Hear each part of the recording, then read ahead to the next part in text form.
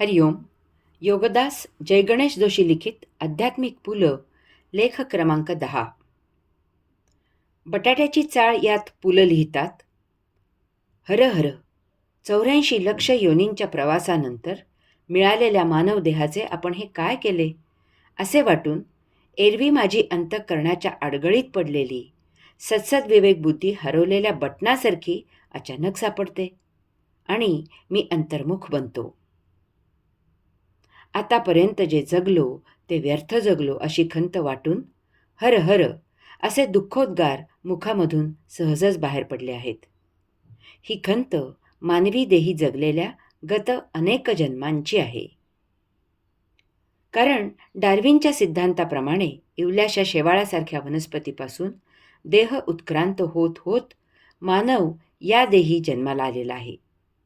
अशी ही उत्क्रांती ज्या शक्तीमुळे होते त्याला आपल्या ऋषींनी परमात्मा असे नाव दिले आहे.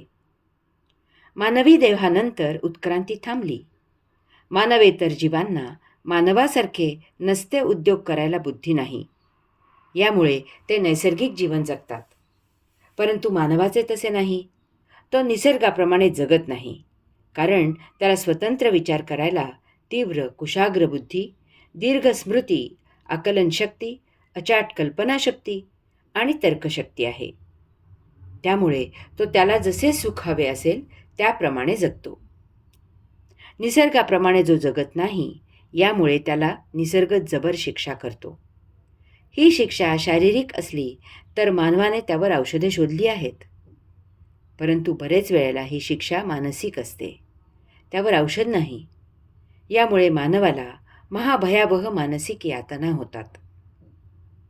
ज्या अर्थी मानवी देहानंतर पुढील देहाची उत्क्रांती नाही त्या अर्थी मानवाने आता उत्क्रांतीची ही नैसर्गिक साखळी पूर्ण करायची आहे.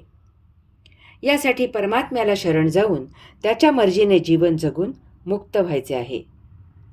परंतु या उलट मानव परमात्म्यालाच टक्कर देत जगायला पाहत आहे.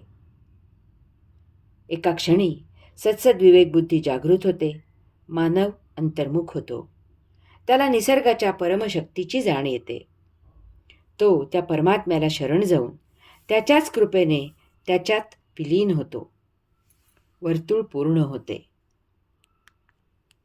हरि ओम.